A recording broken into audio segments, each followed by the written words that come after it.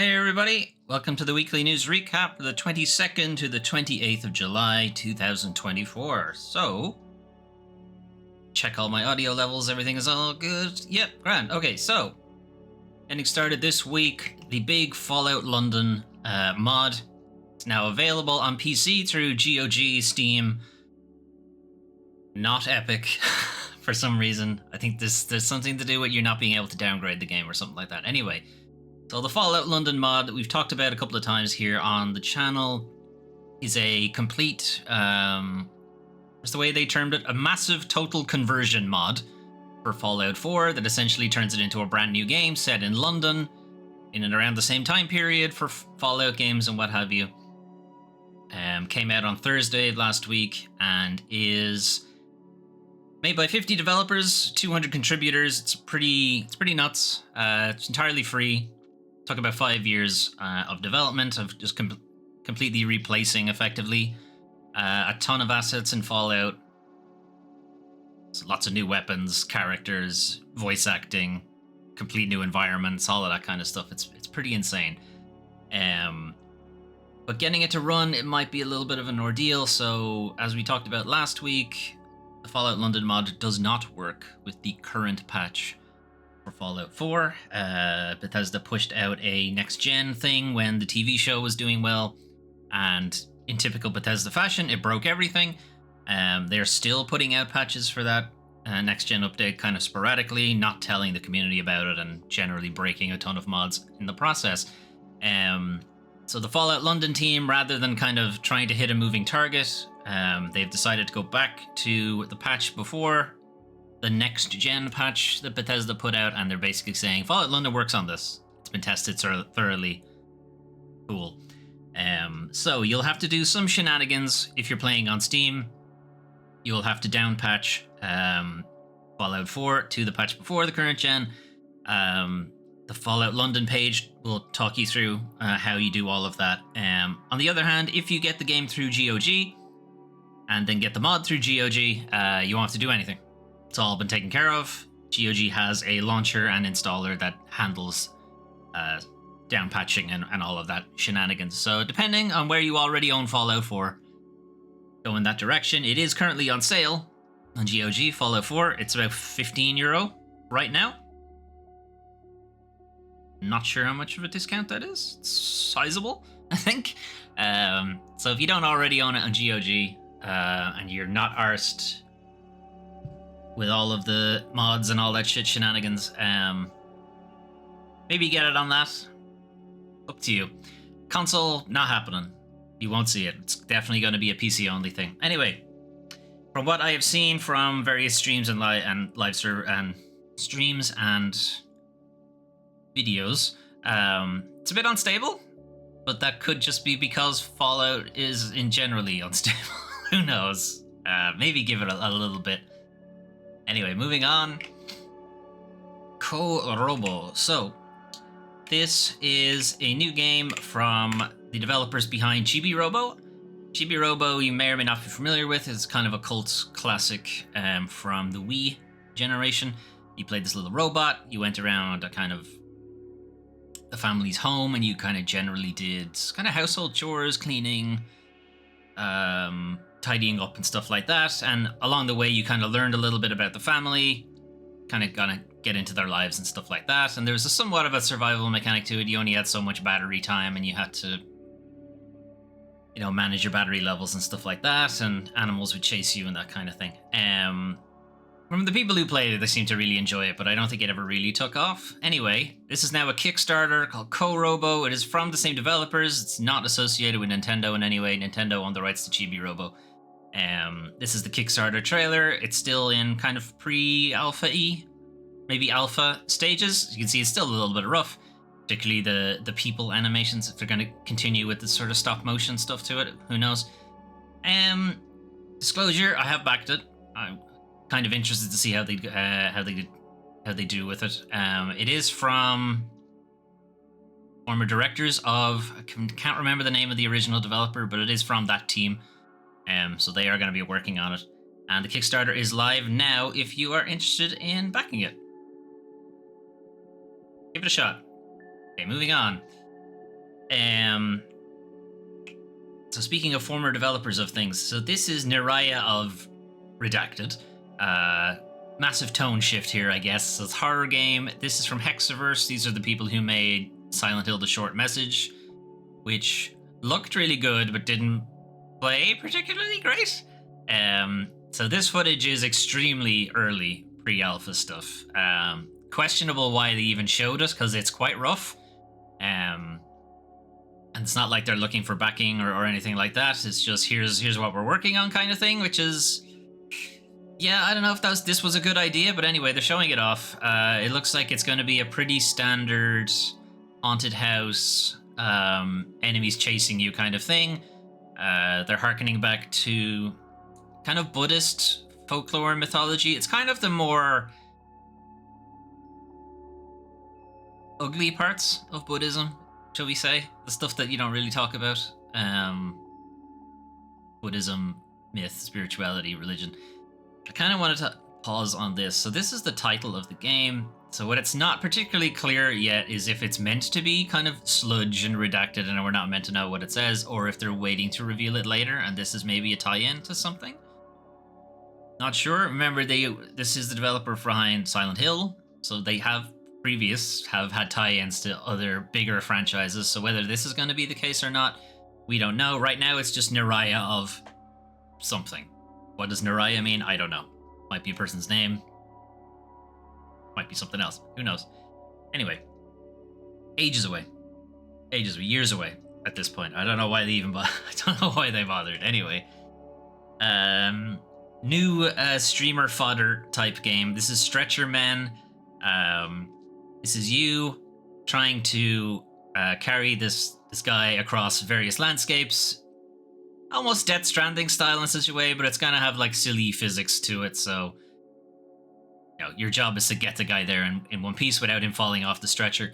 What's not clear yet is, are you controlling both guys on the stretcher, or is one of you controlling, you know, is it this co-op thing?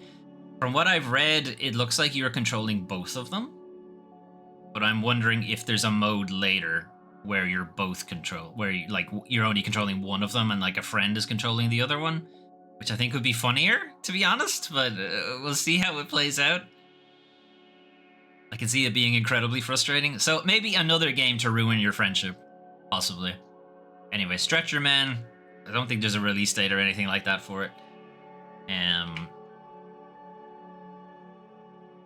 All right, Mirthwood.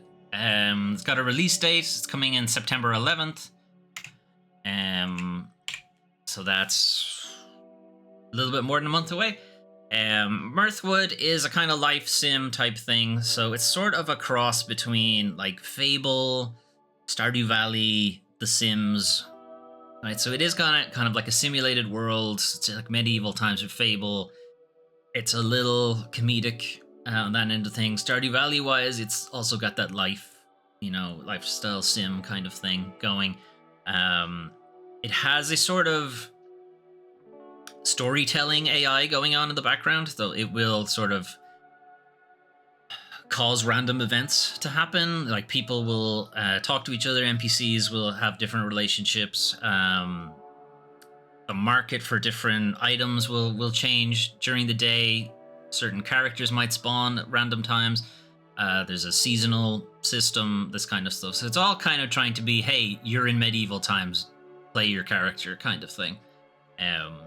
So it's almost a little bit of Dwarf Fortress to it as well, because I think the NPCs will just do their thing anyway. They all have their own lives to live. If you interact with them or not, it doesn't really matter. It's not that it doesn't matter, but even if you don't interact with them, they'll still go about their daily life kind of thing. It looks interesting. I'm mostly interested to see just how far the simulation goes. And how much you're able to get away with and what you're not able to get away with. Anyway, 11th of September. It is currently a PC-only thing. Not sure. It seems a little bit complex. I'm not sure you'll ever really see it on console, but I don't know. I could be wrong. Moving on. So China Joy is currently ongoing over in China, as you might imagine. This is a video game conference showing off mostly Chinese developers, as you might imagine. This is some gameplay from Lost Soul Aside. This is a game that's been in development since Final Fantasy 13, effectively. So mid PS3 generation. It's quite a while. Now, most of the reason why it's been in development for that long is because it's one developer. For a long stretch of time, it had been one developer. It's now a lot more than that. But at the beginning, it was only one guy working on something like this. And he was going for... I think the general gist of it was that he saw the trailer for Final Fantasy Versus 13. And when that game didn't come out and instead turned into Final Fantasy 15, he was like, yeah, but I wanted to play that game. So if Square Enix aren't going to make it, I'm going to make it instead. So it's got a bit more of a Final Fantasy 16 vibe to it, a little bit of Devil May Cry vibe to it. It's very colorful. The bitrate is obviously chugging because there's so many particle effects going on right now. There's dust in the environment. There's massive changes in color. Everything has little tiny elements to it. So this is not going to look great on YouTube. But hopefully the actual gameplay, when you're playing it, it will look a lot better. There's no release date or anything like this for it, but every time I see this, it looks a lot more impressive. But it also seems like it's less the kind of game he was going for every time. So I don't know. I'm kind of mixed a little bit about it, because we're still not really getting Final Fantasy Versus 13, even though that's kind of what the plan was at the beginning. It's even got a little bit of Nier to it now as well, because you have the pet or whatever it is that floats around with you. I'm not sure what its purpose is in combat. It seems to be mostly for maybe defense, or maybe it is your weapon. It transforms into your weapon or something like that. Anyway, there's still a lot more that we need to learn about this game, and who knows when it's actually going to be ready to be played. Outside of that, Sony are also at the China Joy event. They are showing off a lot of games that are under the China Hero Project initiative that they have, which is where they kind of support a lot of Chinese developers. And there's been some pretty interesting games coming out of them, but a lot of them are still fairly early in development, so we're not going to touch on them too much. Okay, Bleak Faith Forsaken is getting a console release coming up soon. So this launched on PC last year at some point. It is a Souls-like type thing. It's set kind of in the future, I guess, because it has a lot of modern architecture, but then obviously all of your weapons are swords and axes and hammers and shit like that, so not entirely clear when exactly it's supposed to be set. A lot of the game, from what I've seen, I haven't played the game myself, I've only really watched streams of it and stuff, but from what I've seen, the architecture, the environment, the exploration element to it is pretty good. The environments are pretty intricate. There's a lot of winding paths and paths that come back on themselves and stuff like that. Some shortcut porn, basically. It's all over the place. The combat is pretty stilted, and it just doesn't feel like there's a ton of impact to it. It reminds me a lot of Mortal Shell. That's not necessarily a bad thing. It's just you're going to notice missing elements of polish that you might expect from Dark Souls, stuff like that. You know, the games that make the genre, that give the genre its name. So don't be expecting anything amazing. I think it's three or four developers working on the game, so it's not many. Looks like we're being spammed again. Anyway, from what the developer has said, the console port is meant to show off a bunch of changes that have gone into the PC port, or the original PC version. Lots of changes since the game came out. It had a lot of mixed reviews when it came out because it was a bit buggy, a bit glitchy. And there was also a bit of controversy that the developer had lifted a bunch of animations from Dark Souls directly. So that has apparently all changed. There's a random Helghast guy there from Killzone. Okay, weird. Alright, that's nightmare fuel. Anyway, that's Bleak Faith Forsaken. It is out next month, I think. August at some point. Is it in the description? No. Okay, so maybe it's at the end of the trailer.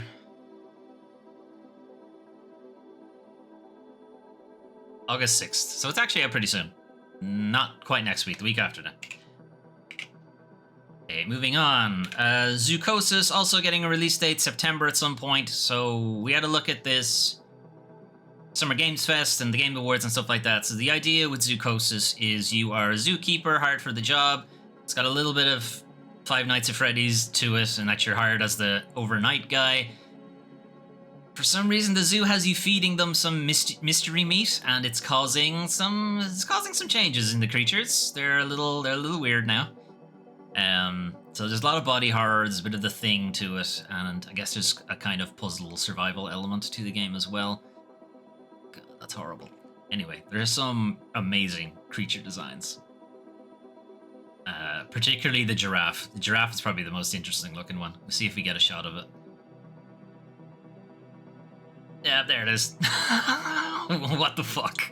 Anyway, that's Zoocosis. September, I think? September 23rd is the release date for Zoocosis.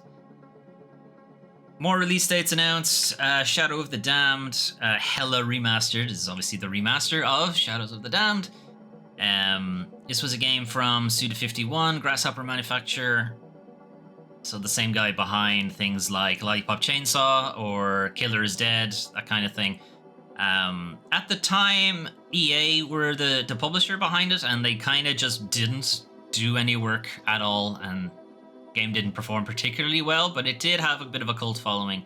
Like a lot of Suda51's games, they tend to have people who do like it really, really like it. Anyway, I never got around to playing it. I always intended to, and I just never did. Anyway, it's a third-person shooter, Shinji Mikami, Resident Evil 4 style kind of stuff. Creative input from Suda51. It's, from what I have seen, it's a fun game, really interesting, funny dialogue, good characters, stuff like that. Don't take the game too seriously. Anyway, that is out also September, I think. Just gonna skip ahead to the end of the trailer.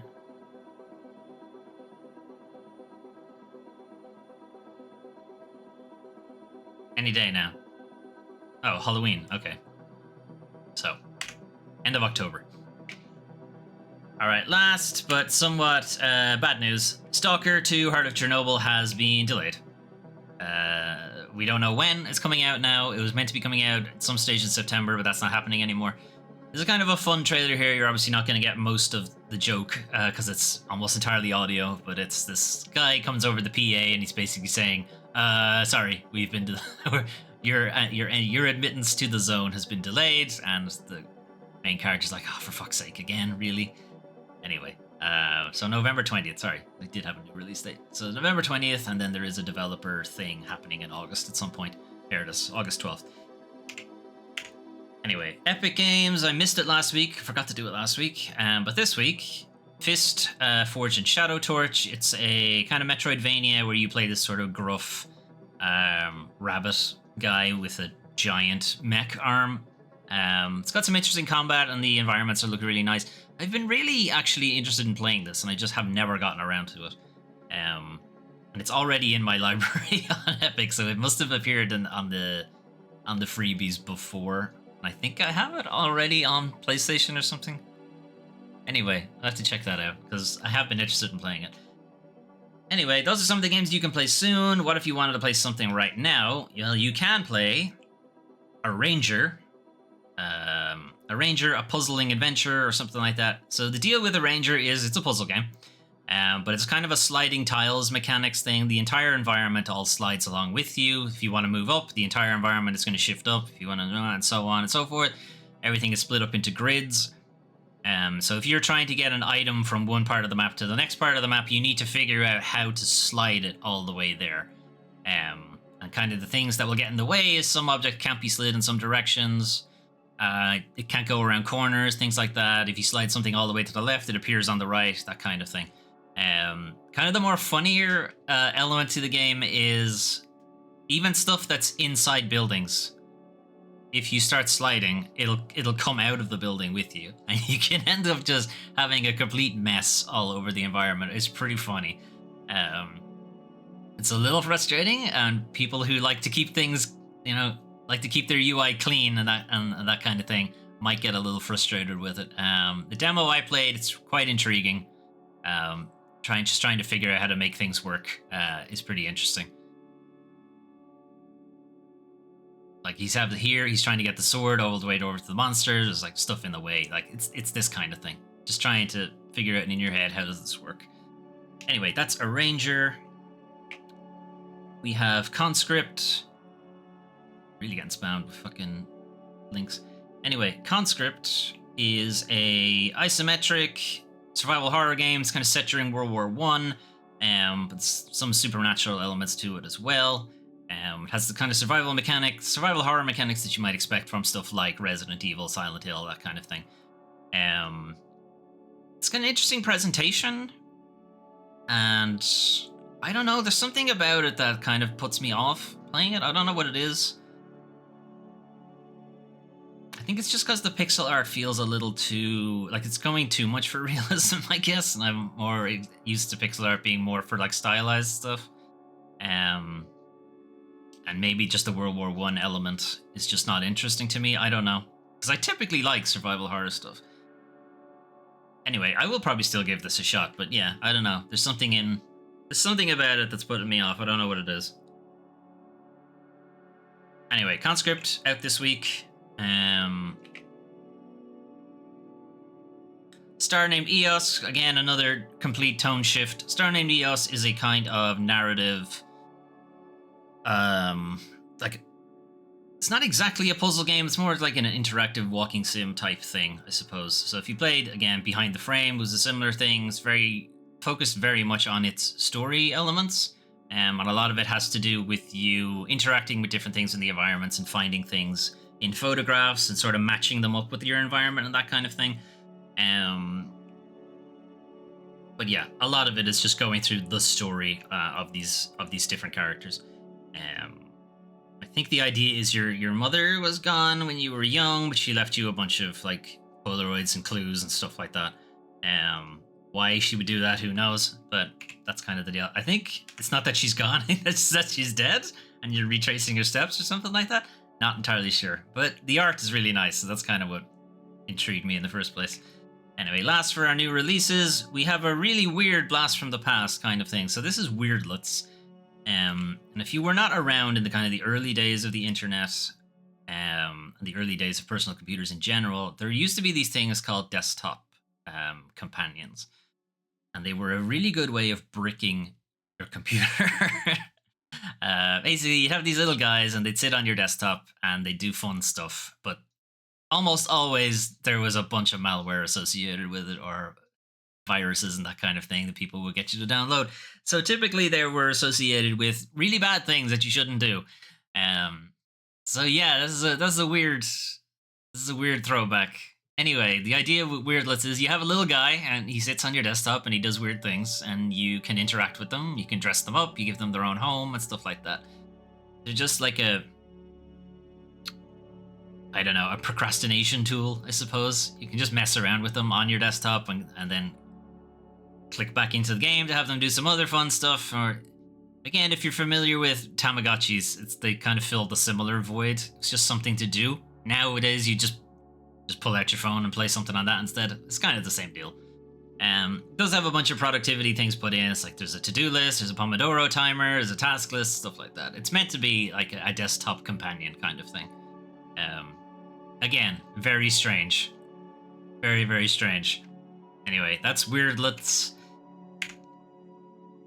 Fortunately, though, it is now time to talk about the worst parts of video games. Video game industry. So, SAG-AFTRA members, SAG-AFTRA Union, have decided to go on strike. This will be affecting for primarily what is it called? There's a particular umbrella group, the Interactive Media Agreement. So that has to do with typically voice actors, performance capture people, animation capture, motion capture, that kind of stuff. But there's tons of other roles associated with that. But that is primarily who's being affected. This is after 18 months of negotiations with some of the bigger names, Activision, EA, Insomniac, Take-Two, Warner Brothers, and so on, over AI shit. Over all this AI garbage that all of them are trying to push them out of a job, effectively. So after 18 months of negotiations, they haven't actually made any real progress, and now they're just like, all right, fuck this, we're going on strike. Any game looking to employ SAG-AFTRA talent to perform covered work must sign on. These agreements offer critical AI protections for members.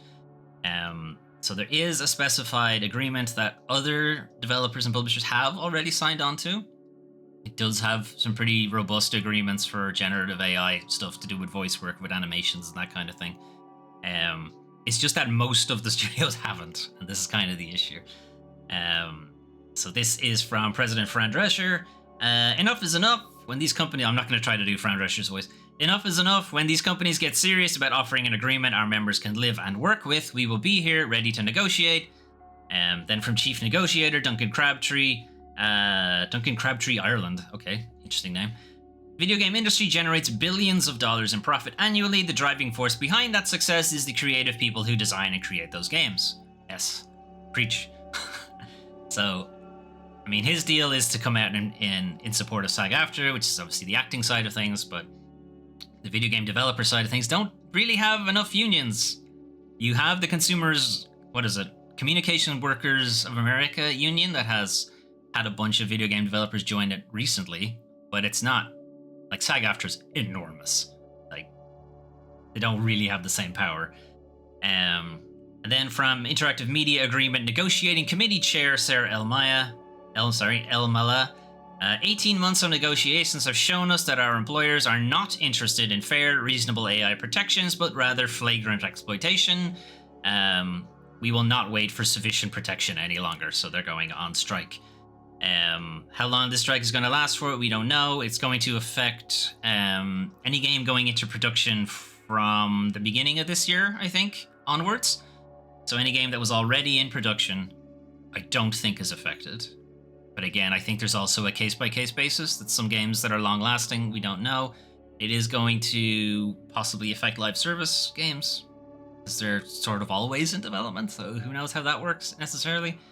Anyway, it was pointed out here also in the article that in January, SAG-AFTRA struck a deal to allow AI voice replicas under a particular license with the company Replica. However, it did draw criticism from prominent voice actors in the industry.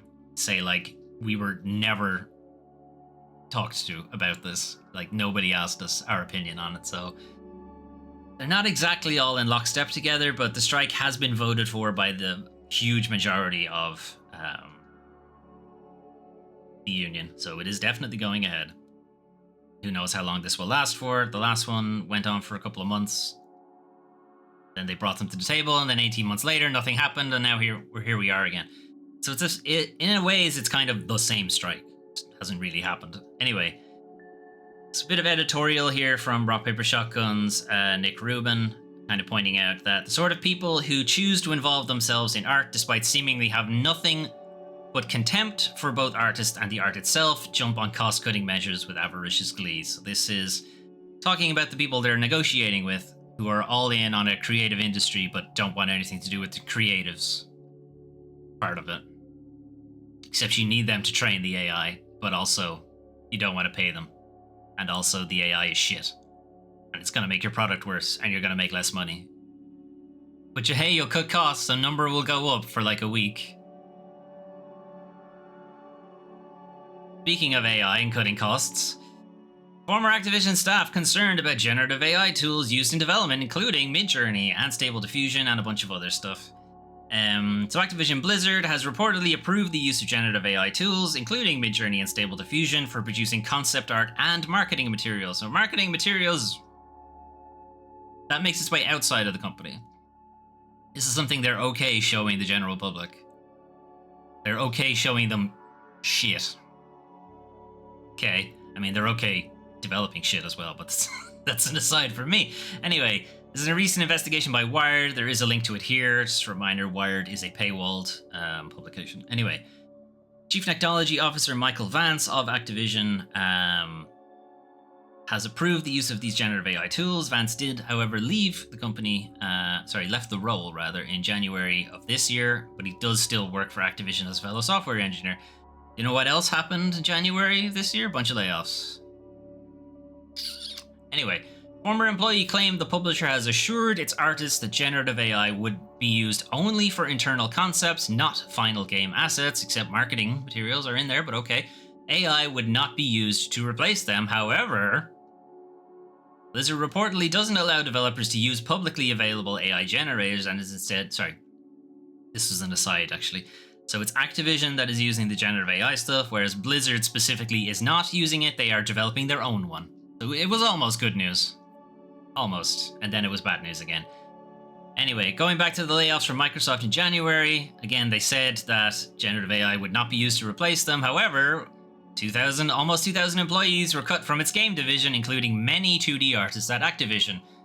The employee then claimed that the remaining concept artists were then forced to use AI to aid in their work, and they were also forced to sign up for AI training. So yeah, it wasn't used to replace you, except it definitely was. Okay. Whereas investigation also determined that Riot is developing its own in-house generative AI, so it's probably okay to assume a lot of the bigger publishers are probably doing the same thing. Head of research Wesley Kerr for Riot says they're exploring generative AI tools. We know AI is a complex issue. It's not. The issue is very straightforward. Stop using it. It's bad. It's so many reasons it's bad. Its output is bad, it can't do the job you actually want it to do, and it's terrible for the environment. Not to mention it stealing from a bunch of people. Anyway, we know AI is a complex issue and we'll be transparent with players about our intentions, except they haven't been. It took this Wired investigation for people to learn that they were using or developing a generative AI. Also pointed out in this article that when speaking to Forbes last year, Midjourney's CEO, David Hull, said the company does not seek consent for copyrighted work because it has issues identifying where it comes from. That's not an excuse. Ignorance is not a way out of the law. If I use a piece of music in my stream and I just say, lol, I don't know where it comes from, I'm just using it because it sounds good, that doesn't exempt me from copyright strike. It doesn't work that way, my guy, but I have a lot of money, so I can get away with it. Yeah, that's how it works, all right.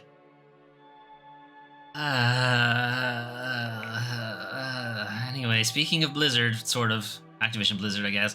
500 World of Warcraft devs at Blizzard have unionized, and they don't mind having lots of something. Okay, they don't mind that Bethesda beat them to the punch, I guess. So the WoW Game Makers Guild is what it's called. This is now a union set in Blizzard. It's kind of encompassing pretty much everybody involved in World of Warcraft. Again, umbrellaed under the Communication Workers of America, because that is like the vast majority of technology unions come under them. The difference between this union and other typical ones is that it is a wall-to-wall union, which basically means it's not siloed to one department. Up until now, most of the unions we have seen up until now have been QA-based. It's been either QAs or testing or localization QA, but it's all been in that department, effectively. Whereas this one now spans lots of different departments in the company. So it'll be developers, it'll be artists, it'll be marketing, it'll be a lot of people. And they're all under one union.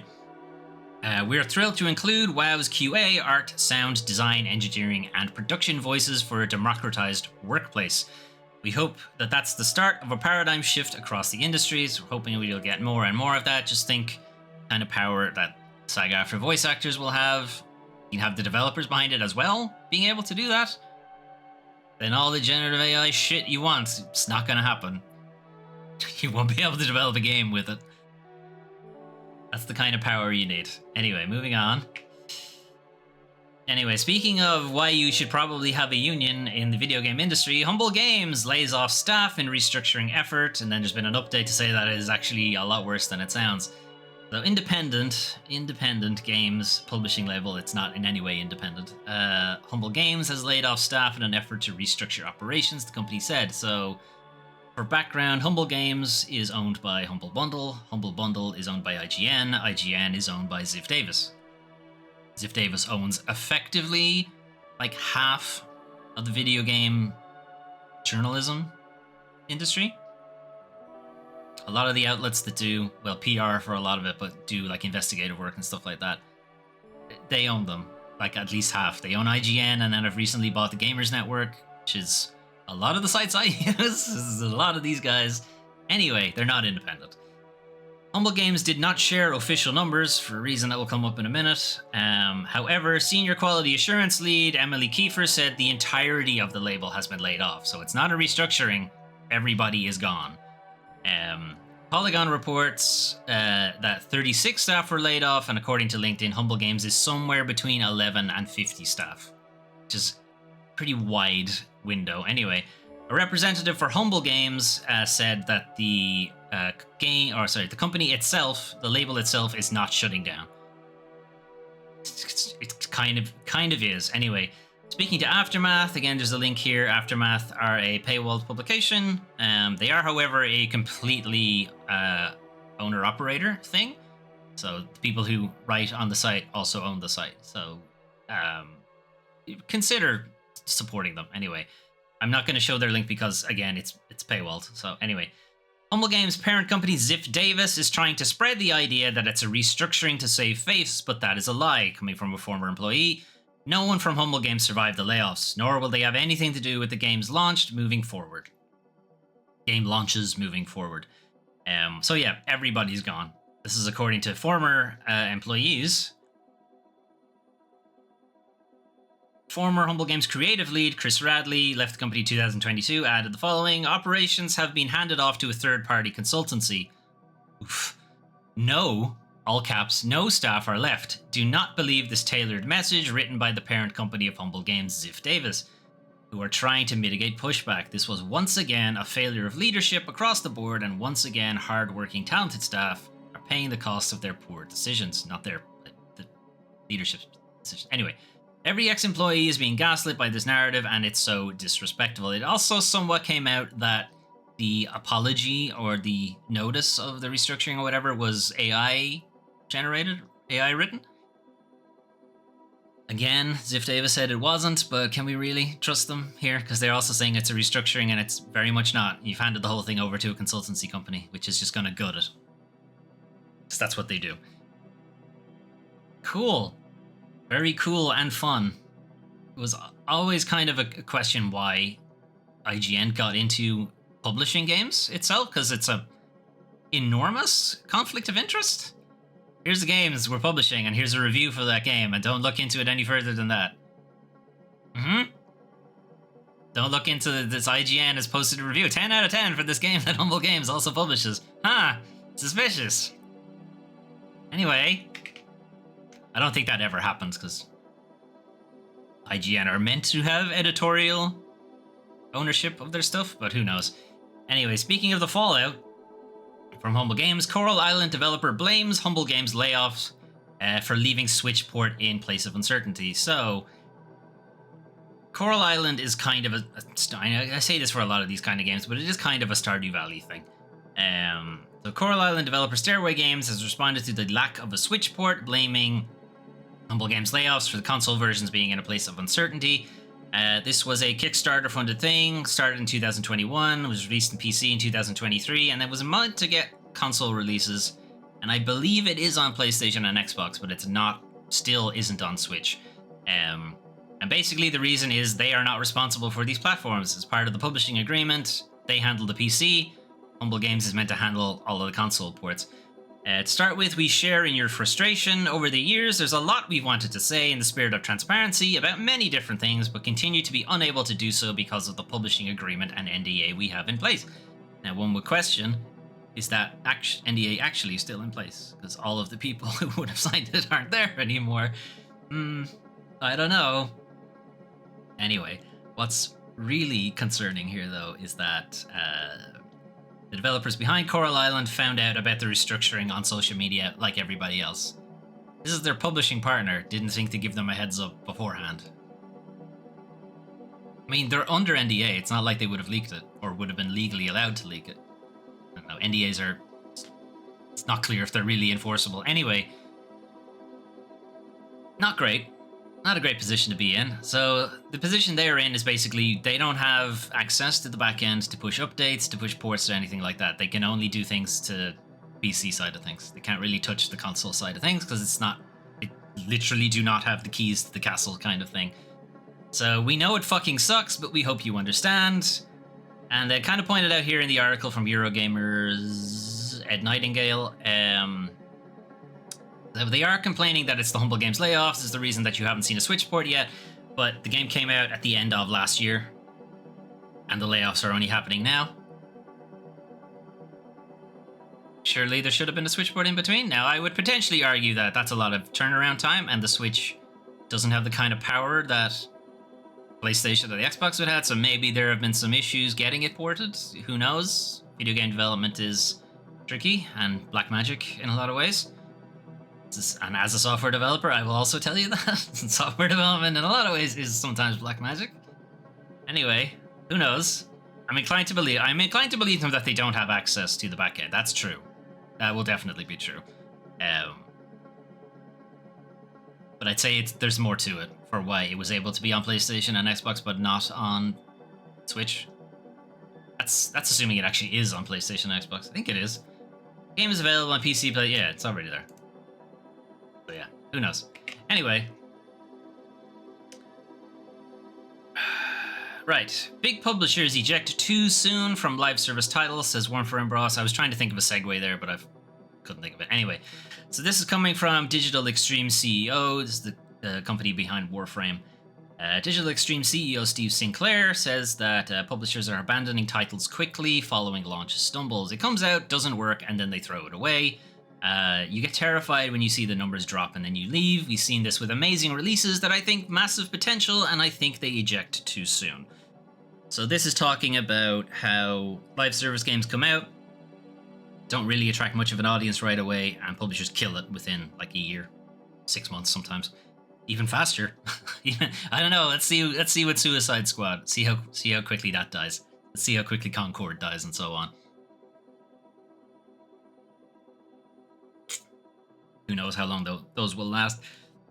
Although with Concord, because it's a full-priced game, Sony might feel more compelled to keep that going for longer. Otherwise, they might have a class action suit on their hands, so they might have to keep that one going.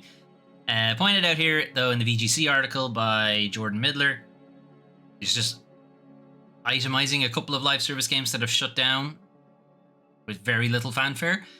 EA's Knockout City, which is like a dodgeball type battle royale thing. Sorry, not a battle royale. It was like a dodgeball type MOBA. Smilegate's Crossfire Cross. Okay, I can see why that shut down because it's a terrible name.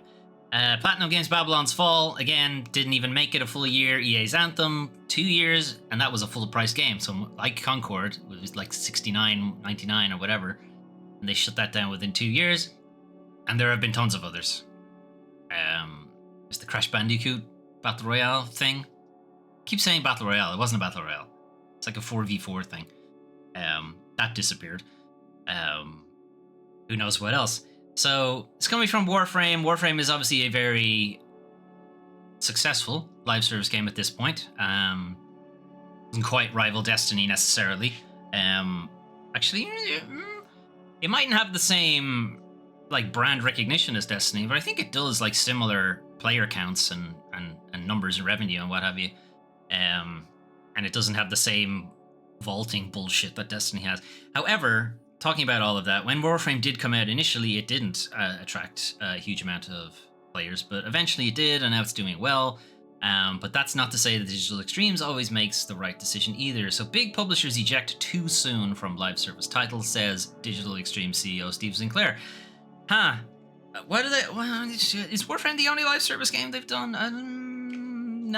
No, it's not. There's 2 more that you've never heard of. The Amazing Eternals cancelled 2 months after its debut. Who's the developer behind that? Hey, wait a minute. That's Digital Extremes. So he's full of shit. Our game is successful. I'm going to talk down to the rest of you.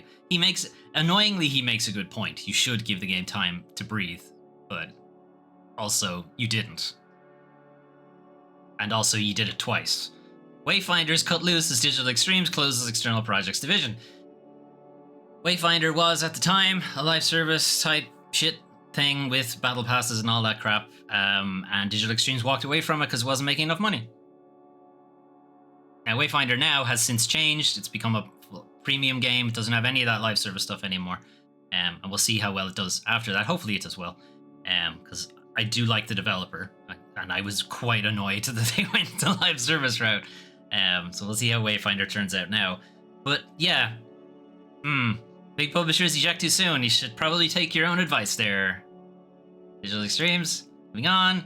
Speaking of publishers who eject too soon, Paradox CEO admits they made the wrong call in several projects following the cancellation of Life by You and the cancellation of something else recently. Was the City Skylines console version they cancelled? I think it was something like that.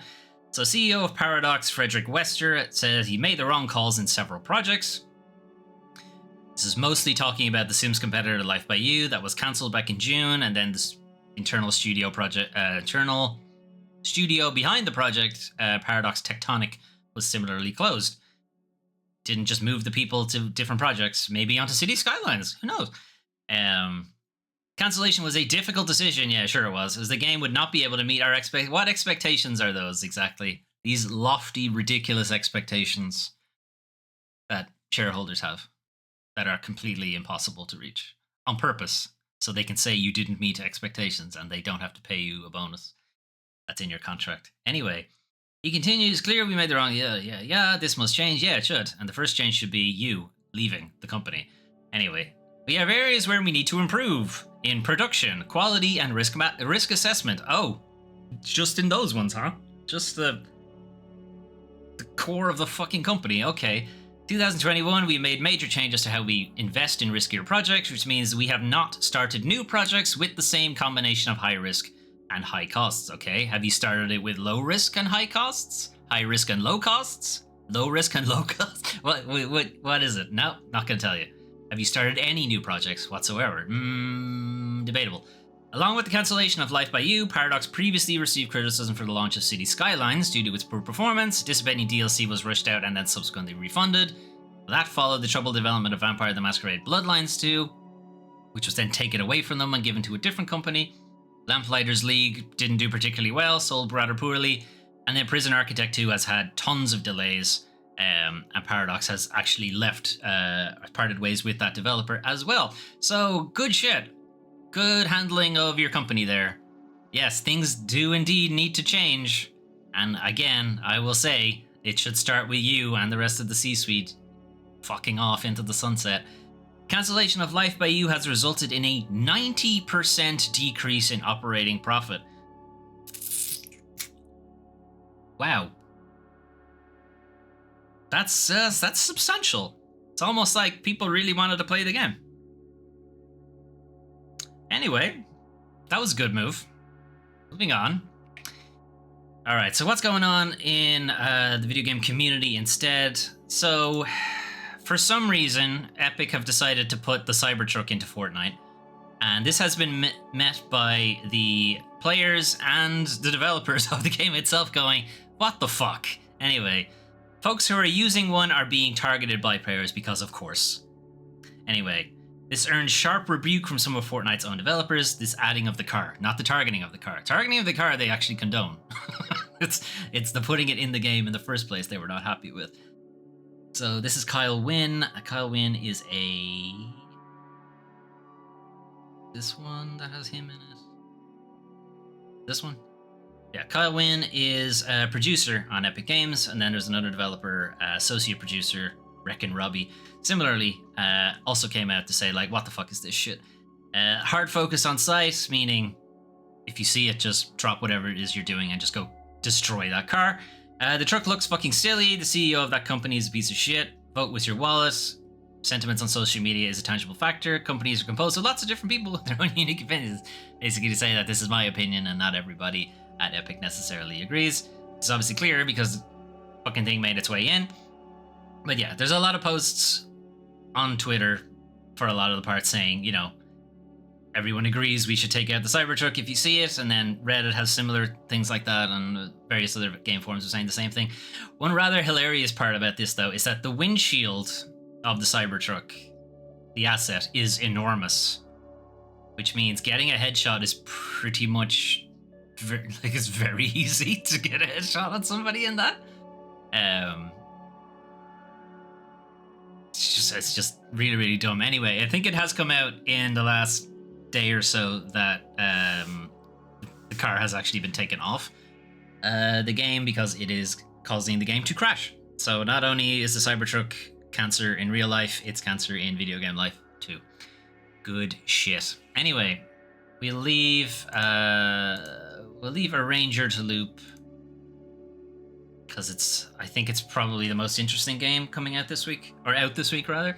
Anyway, that was your news for the 22nd to the 28th of July 2024.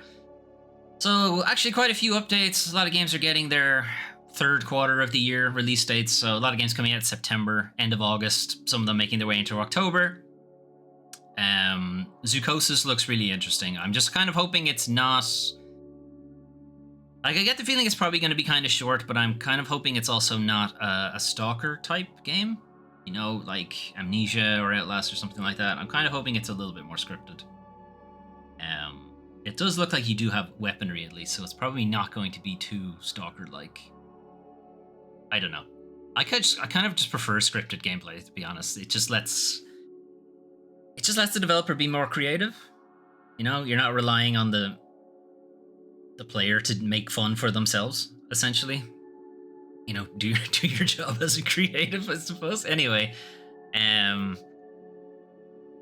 some things coming out of China Joy. As I said, you can find a bunch of trailers for that online, or the China Joy event itself. Keep in mind, it is in China, so it's not going to be in English.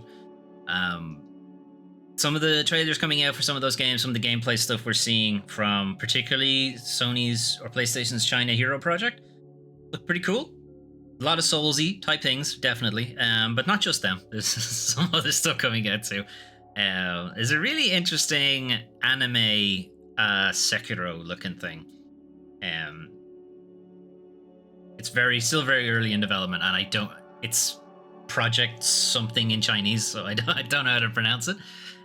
But it looks pretty good, and hopefully it's they take their time with that development and they can make it something pretty polished. Lost Soul aside, again, it still looks impressive, but I'm just wondering, it's kind of deviated a lot from the initial concept. So, you know, I am a little worried. I'm a little worried about it. Let's see how it will actually turn out when the game actually comes out, if it ever comes out. Anyway, it's been in development for so long at this point. Industry news: the SAG-AFTRA strike could be a big problem. Like I said, a lot of games that are in development since like 2023 rather. Is there any game that's been in development since 2003? Possibly. Lost Soul aside, maybe. Anyway, some of the big games that'll be out next year probably won't be affected. GTA 6, that kind of thing. You might see an issue with some live service titles. Like if they want to put out expansions or new voice clips and stuff like that, they might come up against some issues. On the other hand, there may be contractual things about live services that are treated differently, who knows. But this is it's going to come back to the generative AI problem, and that certainly everyone I talk to says it's an interesting tool, and that's it. Like, it's not setting the world on fire. This isn't going to be a massive shift in everything because it's just not good enough. And the amount of training it would require to make it good enough is prohibitive to its expense.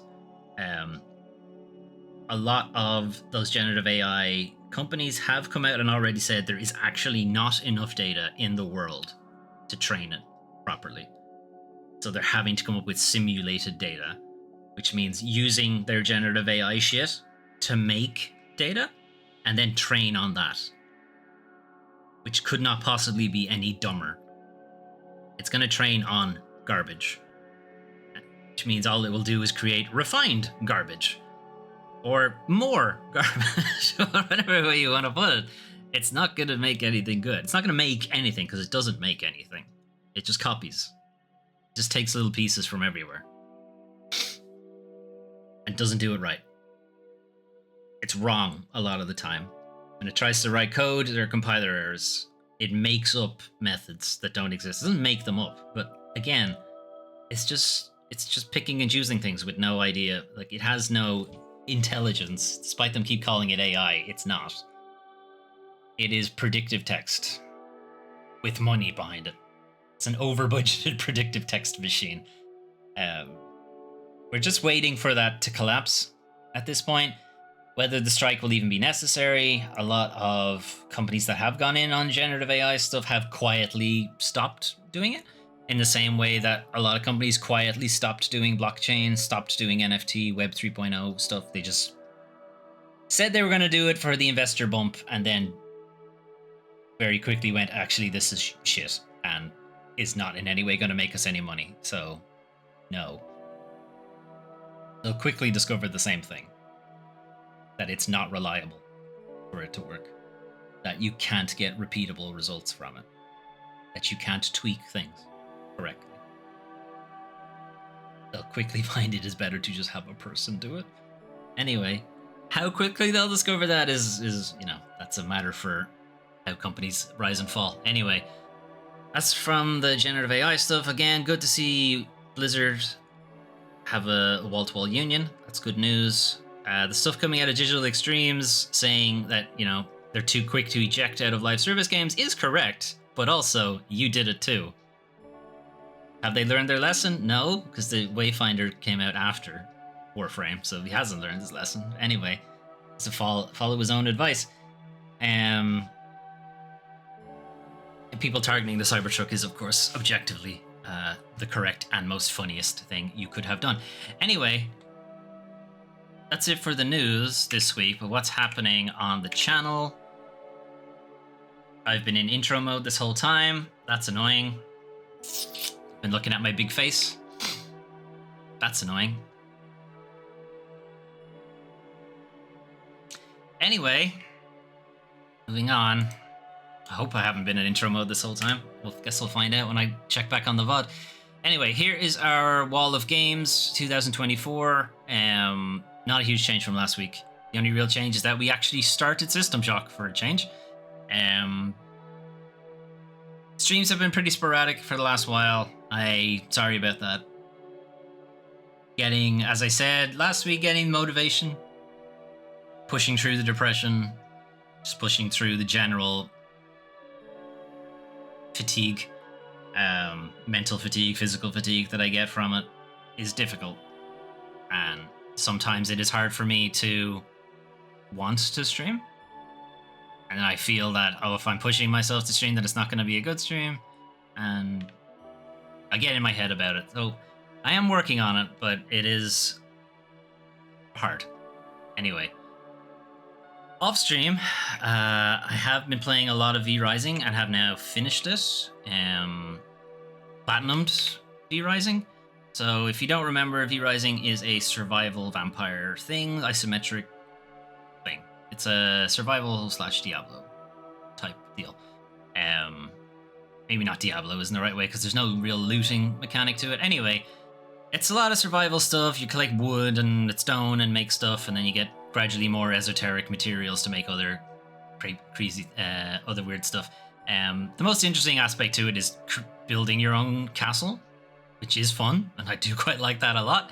Again, looking at this trailer, some of these castles look amazing, and mine look so bad. Anyway, I have now platinumed it, so I've played like the vast majority of the game. There's not really a whole lot left for me to do.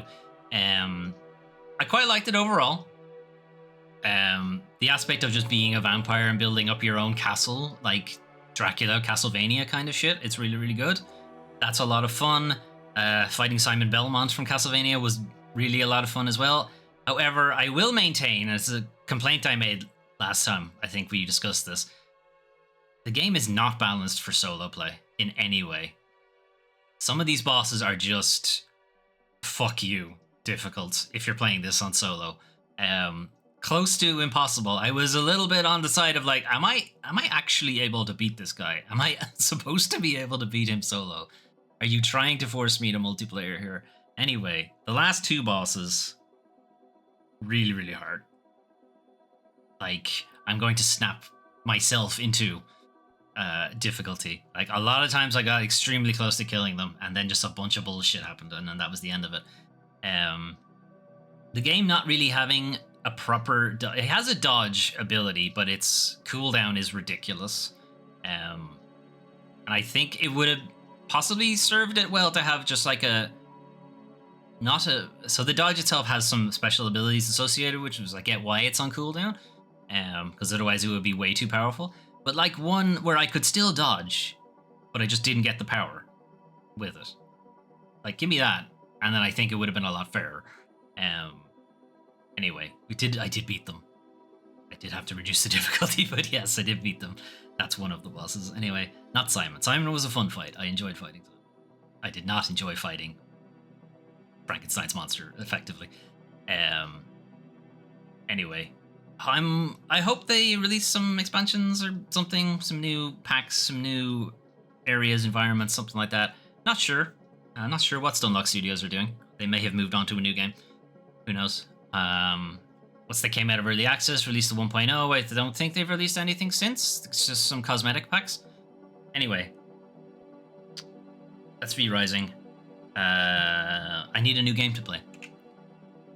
But anyway, speaking of games to play, so this is the schedule for next week. It is the same as last week's. Final Fantasy V, Tuesday. System Shock will continue on Wednesday. Resident Evil 5 we'll try to get back to on Thursday and Saturday. I'm trying to catch up on that. And then Friday again, there won't be a stream. D&D. D&D didn't happen this week, but it was just too late for me to do a stream at that point. Well, it wasn't, but also, as I said, motivation. And then Saturday's stream yesterday didn't happen because I was invited to play D&D in person for the first time in fucking ages. So I was not going to pass up that opportunity, sorry. And I had a lot of fun. But that won't be a weekly thing. That'll be like once a month or something like that. So hopefully it won't eat into the stream schedule a whole lot. Anyway, that's it from me for this week. So thanks for keeping me company. Sorry about the sporadic streaming schedule. I'll do my best to fix that up. If you feel like it, you can check out the VODs over on YouTube, youtube.com/DoomTrain5. If you're watching on YouTube, there's a link to the Discord in the description. Feel free to drop by and berate me for not streaming, I suppose. Or commiserate with me over depression or something like that. I don't know. If you're watching on Twitch, the Discord link is also under my face somewhere in the About section, or you can just type !Discord and that'll get you the link as well. Anyway, I'm going to head off. I'll be back on Tuesday with Final Fantasy V. Hopefully. My brain lets me do it.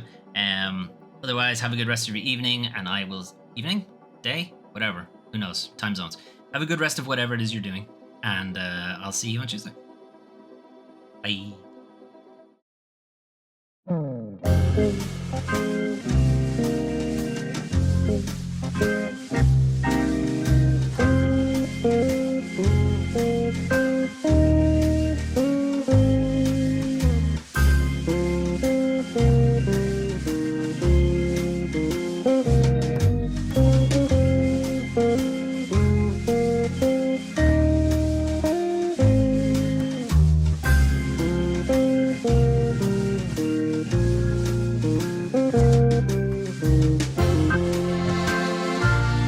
Thank you.